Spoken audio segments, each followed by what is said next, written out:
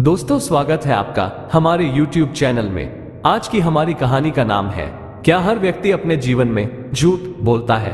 अकबर बीरबल की कहानी। तो चलिए शुरू करते हैं।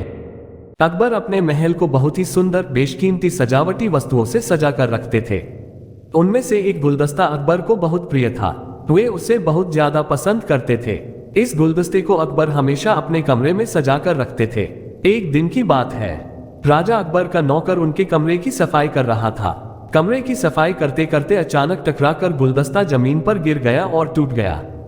नौकर ने उस गुलदस्ते को वापस जोड़ने की बहुत कोशिश की, मगर वह नाकामयाब रहा। उसने घबराकर गुलदस्ते को कूड़ेदान में फेंक दिया और दुआ करने लगा कि इस बात का पता बादशाह को न लग जाए, वरना उसकी खैर नहीं। जब बादशाह अकबर दरबार से लौटकर अपने कमरे में लौटे, तब उन्होंने अपना प्रिय गुलदस्ता अपने कमरे में नहीं पाया। उन्होंने नौकर को बुलाया और गुलदस्ते के बारे में पूछा कि मेरा प्रिय गुलदस्ता कहाँ है। नौकर इसे सुनकर डर से कांपने लगा। नौकर को कोई बहाना नहीं सोचा और उसने डर के मारे ये बोल दिया कि गुलदस्ता को वह अपने घर ले गया है ताकि उसे अच्छे से सफाई कर सके। ये सुनते ही अकबर ने कहा, वह गुलदस्ता मेरे कमरे में जल्दी ही लाकर सजाया जाए। नौकर के पास अब सच बोलने के सिवा कोई चारा नहीं बचा था। उसने बादशाह अकबर को सच सच बता दिया कि गुलदस्ता सफाई करने के दौरान वह उससे टूट गया। ये सुनकर बादशाह गुस्से से आग बबूला हो गए। फिर गुस्से में आकर बादशाह ने उस नौकर को फांसी की सजा सुना दी। बादशाह ने कहा, मैं झूठ बर्दाश्त नहीं करता हूं। जब गुलदस्ता गिरकर टूट ही गया था तो झूठ बोलने की क्या जरूरत थी। अगले दिन राजदरबार में इस घटना के बारे में काफी बात हो रही थी। बीरबल ने इस बात का विरोध किया। बीरबल ने कहा कि झूठ बोलने की इतनी बड़ी सजा सही नहीं है। हर व्यक्ति अपने जीवन में कभी ना कभी झूठ जरूर बोलता है। किसी झूठ का अगर कोई बड़ा नुकसान नहीं होता है तो वह झूठ गलत नहीं होता। बीरबल के ऐसे जवाब को सुनकर अकबर बौखलाए। अकबर ने सभा में बैठे दरबारियों से पूछा कि कोई ऐसा है यहाँ जिसने कभी झूठ बोला हो। सभी ने बादशाह को कहा कि वे सभी कभी भी झूठ नहीं बोलते हैं, वे सदैव सच बोलते हैं। दरबारियों की यह बात सुनकर बादशाह ने बीरबल को दरबार से बाहर निकाल दिया।